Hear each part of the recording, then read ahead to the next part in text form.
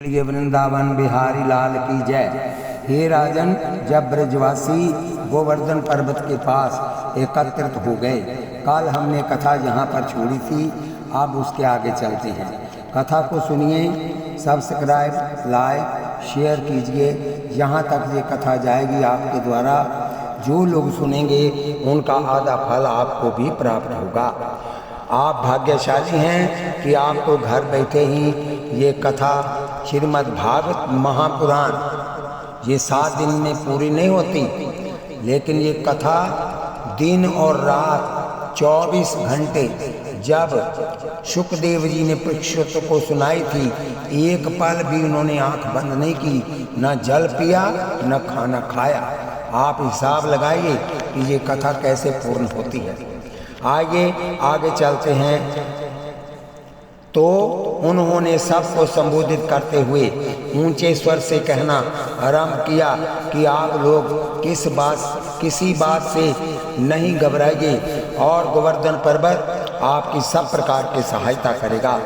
ऐसा कहकर उन्होंने गोवर्धन को अपने बाएं कर की छोटी उंगली पर उठा लिया और सुदर्शन चक्र को आज्ञा दी कि वह वर्षा के अधिक जल को सुखाकर ब्रजवासियों को उससे कष्ट नहीं होने दें। हे राजन, जब भगवान की कृपा से ब्रजवासियों को किसी प्रकार का भी कष्ट नहीं हुआ, तब इंद्र के सैनिक मेघ 7 दिन में हार मानकर चले गए। इतनी कथा सुनाकर श्री सुखदेव जी बोले, हे राजन, तब से गिरि को कर पर धारण करने से भगवान का नाम पड़ा गिरधारी विख्यात हुआ। उनका नाम गिरधारी विख्यात हुआ एवं सब ब्रजवासियों ने इसी नाम से उनकी बड़ी स्तुति की। ब्रजवासियों का श्री कृष्णचंद्र जी की स्तुति करना। श्री सुखदेव जी कहने लगे, हे राजन, तब भगवान कृष्ण ने 7 वर्ष की अवस्था में 7 दिन तक गोवर्धन पर्वत कार की उंगली पर धारकर अद्भुत और अलौकिक कार्य कर दिखलाया। तो समस्त ब्रजवासी उनको साक्षात परमेश्वर का अवतार जानकर इस प्रकार स्तुति करने लगे कि हे गिरधारी, आपकी महिमा का वर्णन यदि ब्रह्मादिक देवता भी करने लगे तो भी पार नहीं पा सकते। सो हम मूर्ख संसारी तो आपकी स्तुति किसी प्रकार कर नहीं सकते। आपने उत्पन्न होने के कुछ दिन पश्चात ही पूतना जैसी भयानक राक्षसी को मार दिया। फिर अगासुर, बकासुर, शक्तासुर और विकटासुर आदि अनेकों राक्षस मारकर तथा कालीदय से कालीनाथ को नाद कर हर बार हम लोगों की आपने रक्षा की है। हे दीनानाथ, ऐसी समर्थ्या मनुष्य मात्र में ना तो हमने कभी सुनी है और ना कभी देखी है। अतः ऐसे अलौकिक और अद्भुत कार्यों के करने वाले आप साक्षात परमात्मा के अवतार हैं। हे भगवान, आपको अनंत बार हमारा प्रणाम है। हे जगदीश, आप हमारा अपराध क्षमा कर हमको सदा कृपा दृष्टि से निहारते रहें, क्योंकि जिसे आप एक बार भी अपनी कृपा दृष्टि से देख लेते हैं, वह तमाम संसारी दुखों को छोड़कर मुक्त हो जाता है।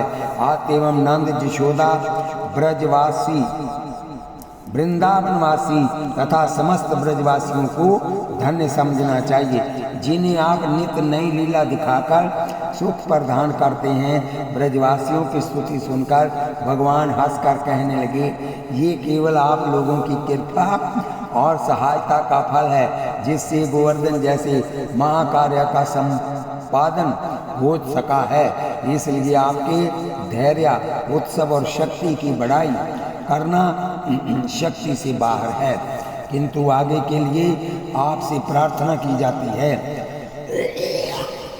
कि इसी प्रकार आपको गो वंशवर्धन जैसे पर्वत समान कार्य को धारण करने के लिए गोचर भूमि और गिरियों की पूजा करनी होगी।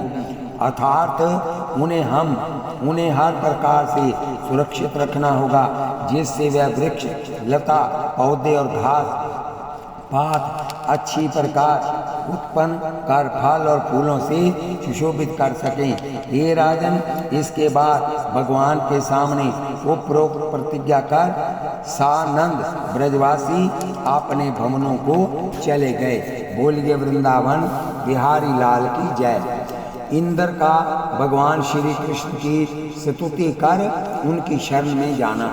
श्री सुखदेव जी कहने लगे, हे राजन, जब इंद्र के बड़े बड़े प्रबल मेघ सैनिक प्रचंड वर्षा कर हार चुके तो वह सोचने लगा कि भगवान कृष्ण तो साक्षात परमेश्वर के अवतार ज्ञात होते हैं, उनसे अपना अपराध क्षमा कराकर कल्याण प्राप्त करना चाहिए। ये सोच कामधेनु, ऋषिश्वर, मुनीश्वर और वह देवता संग ले ऐरावत पर चढ़कर इंद्र भगवान कृष्ण से अपना अपराध क्षमा कराने की इच्छा से चल दिए। हे राजन, जब भगवान ने इंद्र को आते देखा तो एक और एकांत स्थान में जा बैठे। तब वृंदावन बिहारी को वन में एक और बैठे हुए देखकर इंद्र दूर से ही ऐरावत हाथी से उतर पड़ा। मुख में तिनका, कंठ में रज्जू डालकर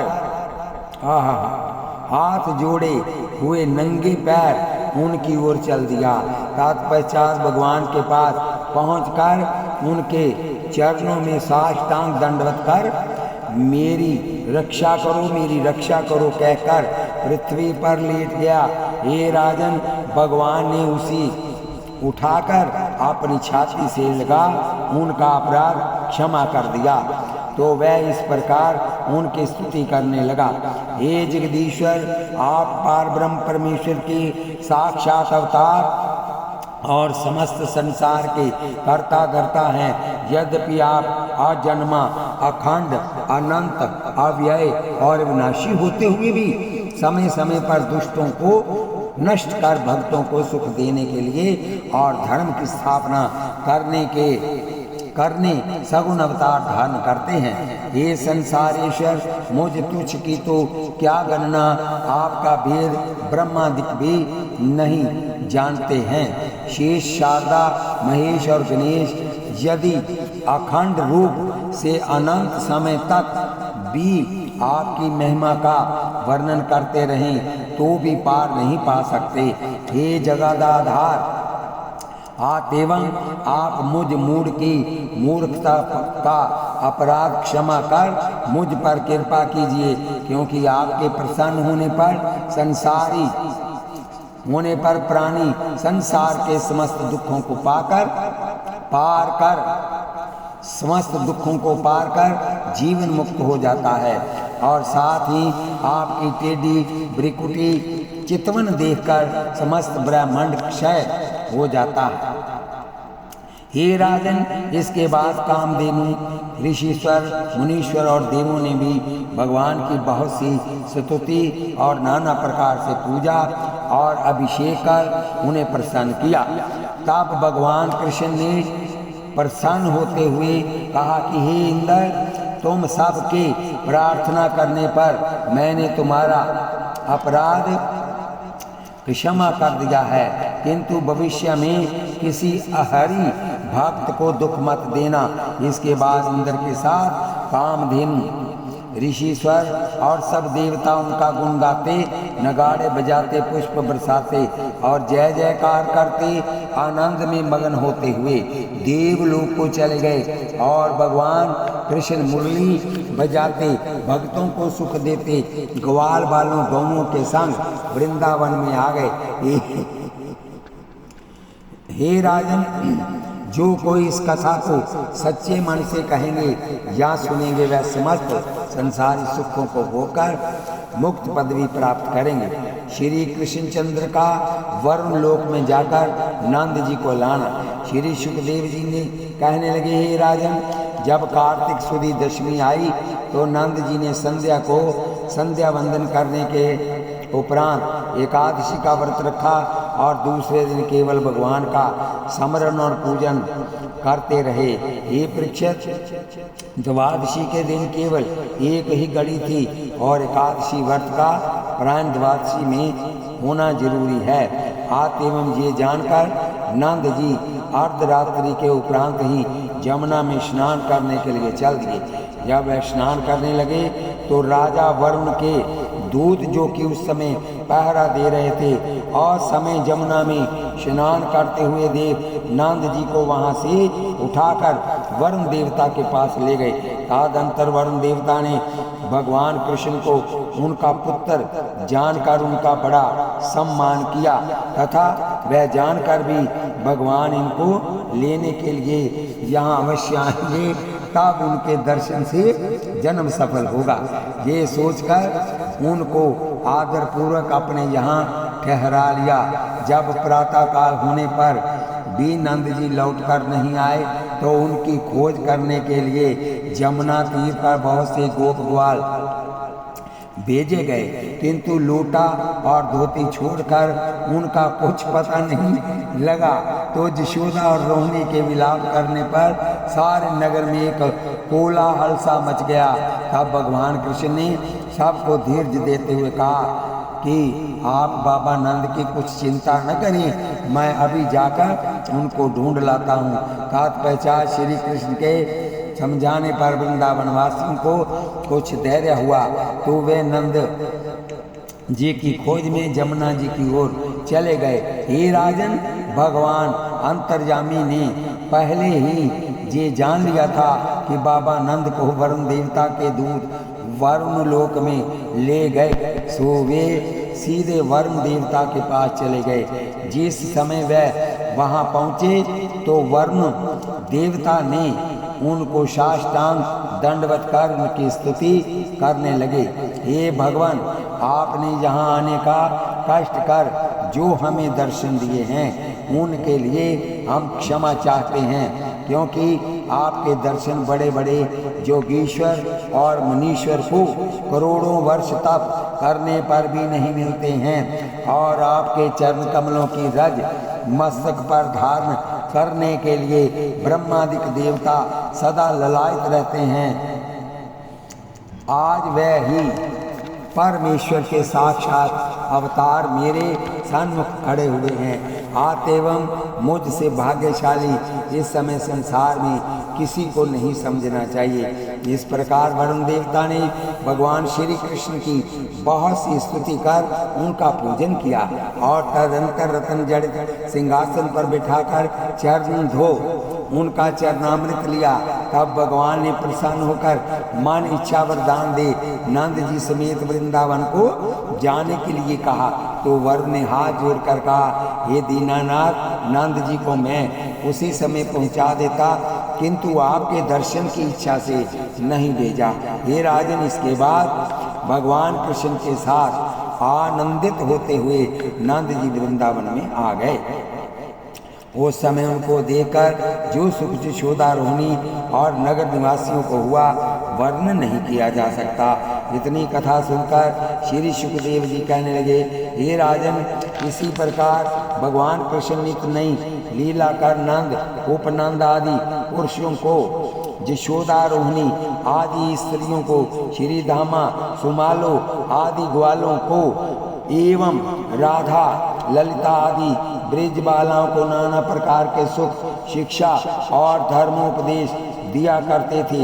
ये परीक्षित उनका छोटे से छोटा अलौकिक काम प्राणी मात्र को आश्चर्य से उदित में डाल देता था। बंसी बजाना, गौए चराना, दूध दही को बेचते समय लूटना, ग्वाल वालों के संग नाना प्रकार के खेल खेलना और अन्य बाल लीलाएं करना आदि ऐसे कार्य थे जो मन को आनंदित कर अमूल्य शिक्षा प्रदान किया करते थे। हे राजन, उनका प्रत्येक कार्य किसी बड़े उद्देश्य को लिए हुए होता था। केवल मीठा भूख और गा बजाकर प्राणी मात्र को वश में करना, दुष्टों से कभी नहीं घबराना, गौवंश का पालन करना, गोचर भूमि की रक्षा, पूजा करना, दूध दही की कभी बिक्री नहीं करना, सर्प का सबसे पहले मुख छेदना, जल में नंगा स्नान नहीं करना, शरणागत की रक्षा करना आदि उपदेश क्रम से वंशी बजाते, दुष्टों को मारने, गो चराने, गोवर्धन धारण करने, गोरस लूटने, काली नाग को नाचने, चीर हरण करने, ब्रह्मा आदि इंद्रादि को क्षमा करने आदि कार्यों से प्रेम युक्त शिक्षा टपकाता है, बतलाता है।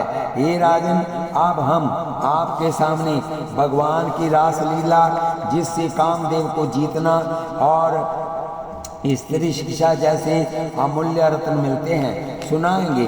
अतः ध्यान लगाकर सुनने का कष्ट करना, क्योंकि भगवान की लीला के श्रवण मात्र से समस्त पाप नष्ट हो जाते हैं और उनके बताए हुए मार्ग पर चलने से प्राणी सब संसारी सुखों को प्राप्त कर आवागमन से छूट जाते हैं। श्री कृष्ण भगवान का कामदेव को पराजित करना। बोलिए वृंदावन बिहारी लाल की जय, बोलिए रास बिहारी की जय। श्री सुखदेव जी कहने लगे, हे राजन, जैसा कि पहले बताया जा चुका है, भगवान कृष्ण ने चीर हरण समय ब्रज बालाओं को बतलाया था कि वह तुम्हारे साथ कार्तिक सुदी पूर्णिमा को रास लीलाकार स्त्री धर्म शिक्षा का उपदेश देंगे। सो अब उसी कथा को, जिसमें रास लीला का भगवान ने कामदेव के मान को मर्दन किया है, उनका वर्णन किया जाएगा। सो आप चित्त लगाकर सुनने का कष्ट कीजिए।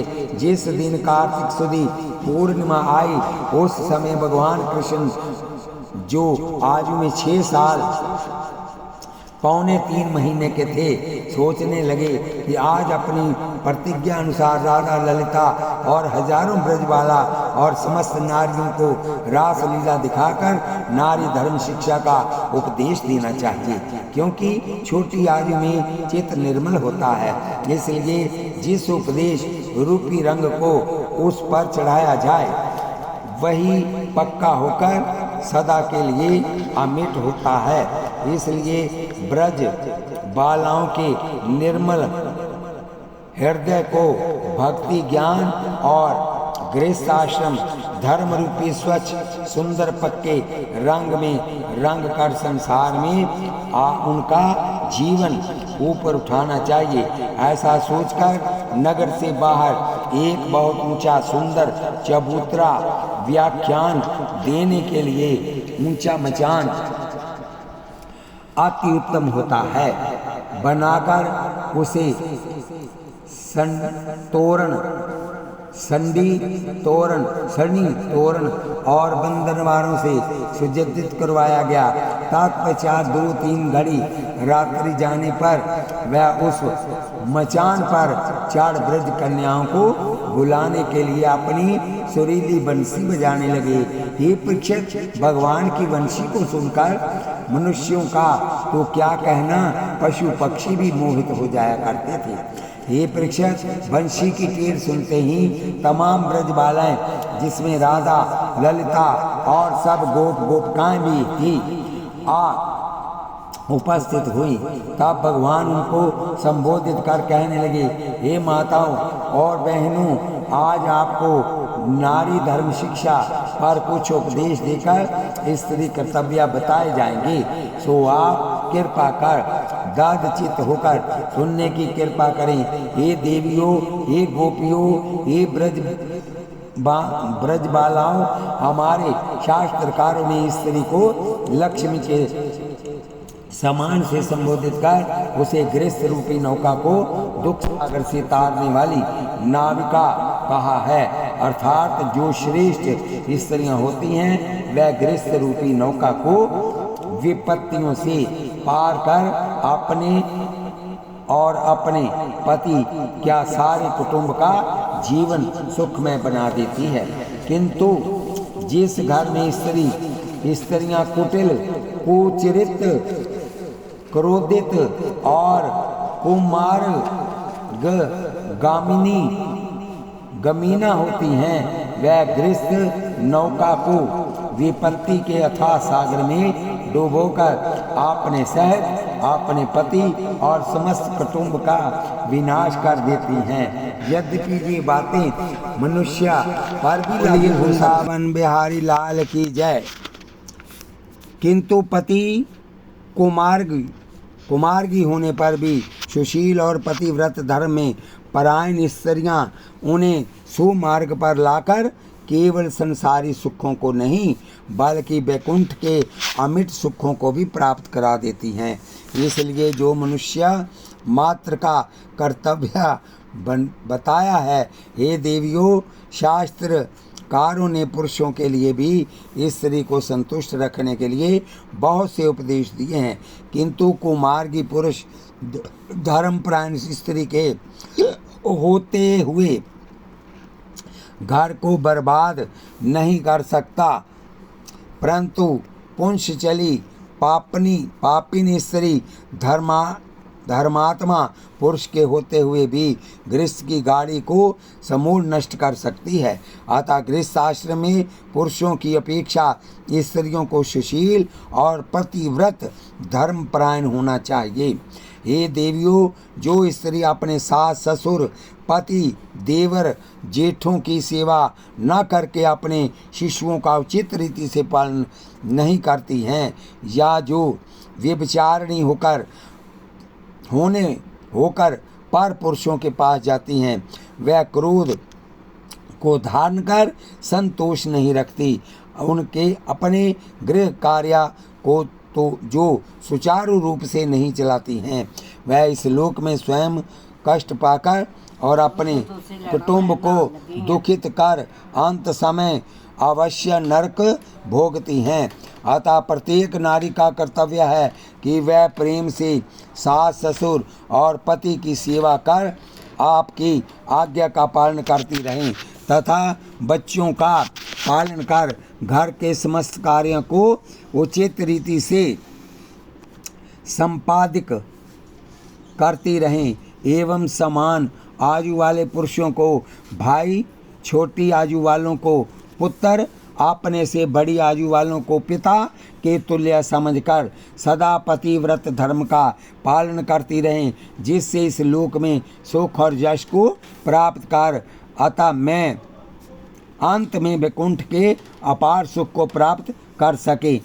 एवं आपसे प्रार्थना कर आशा की जाती है कि आप भी उपरोक्त नियमों का पालन कर संसार में अपने अखंड पतिव्रत धर्म का डंका न केवल भारत में बल्कि समस्त संसार में बजाती रहेंगी। जोगीश्वर भगवान कृष्ण का ये उपदेश सुन कर सबका चित्त आनंद में विभोर हो उनके नेत्र जल से पल्लावित हो गए।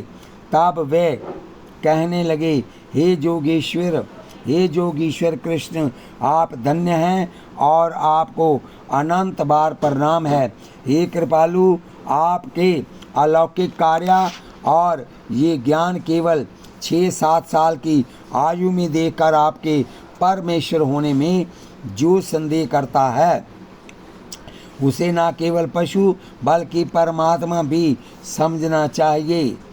हे जोगेश्वर, यद्यपि हम आपका ज्ञानोपदेश सुनकर प्रतिज्ञा करती हैं कि मृत्यु पर्यंत आपके बताए हुए नियमों का पालन करती रहेंगी, किंतु चीर हरण के समय जो आपने रासलीला दिखाने का प्रतिज्ञा किया था उसका पालन कीजिए।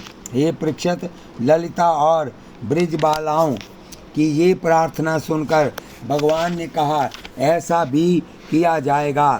हे राजन, इसके बाद भगवान ने निर्मल प्रेम से अपने अनंत रूप धरकर गोपियों के साथ रासलीला करना आरंभ कर दिया, किंतु जब सब देवताओं के साथ कामदेव ने उन्हें गोपियों के प्रेम में और गोपियों को उनके प्रेम में पल्लावित देखा तो कृष्ण भगवान कामदेव की मन की बात जान उसे अपना निर्मल प्रेम और जोग दिखाने के लिए तथा गोपियों के भक्ति वैराग्य युक्त निर्मल प्रेम की परीक्षा लेने के लिए उसी क्षण अंतर्ध्यान हो गए। गोपियों का श्री कृष्ण को खोजना।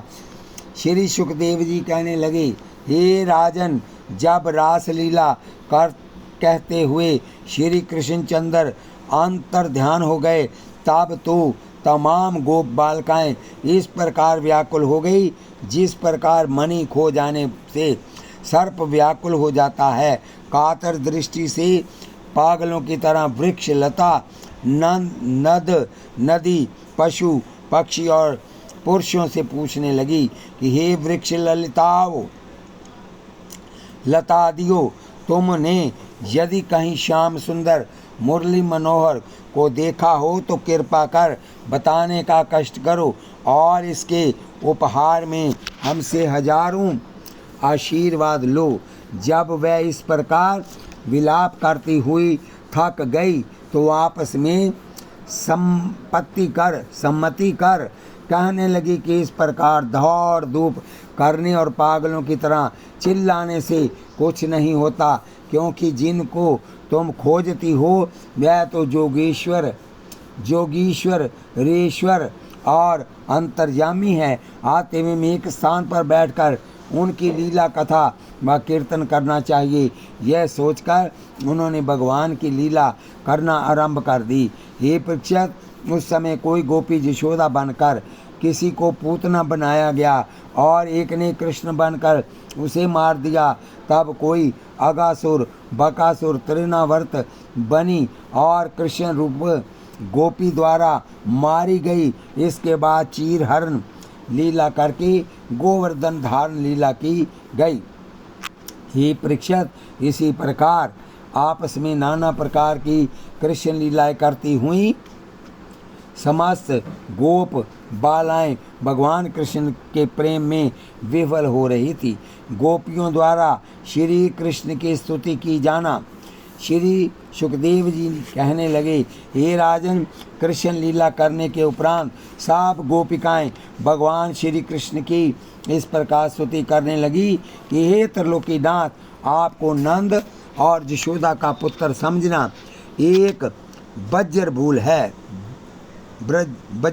है, क्योंकि आप तो परमेश्वर के अवतार होकर भक्तों की रक्षा करने और दुष्टों का नाश करने के लिए भूतल पर अवतरित हुए हैं। हे जगदीश्वर, आपकी महिमा का हम मूर्ख स्त्रियों तो क्या ब्रह्मादिक देवता भी पार नहीं पा सकते हैं। हे संसारेश्वर, आपके जिन चरणों का ध्यान ब्रह्मादिक समस्त देवता आठों पहर अपने हृदय में धारण करते हैं, हे जोगीश्वर, उन्हीं चरणों का हमें दर्शन देकर कृतार्थ कीजिए।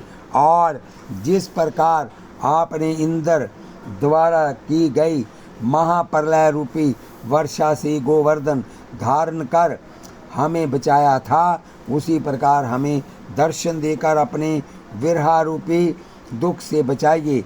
हे परीक्षित, इस प्रकार बहुत सी प्रार्थना करने पर भी जब भगवान श्री कृष्ण के दर्शन नहीं हुए तो हे श्याम सुंदर, हे नंदलाल, हे मुकुंद, हे गिरधारी, हे माधव, हे केशव, हे जगदीश्वर, हे मोहन इत्यादि नामों का उच्चारण कर गोपिकाएं भगवान श्री कृष्ण के वियोग में व्याकुल होकर मूर्छित हो गई।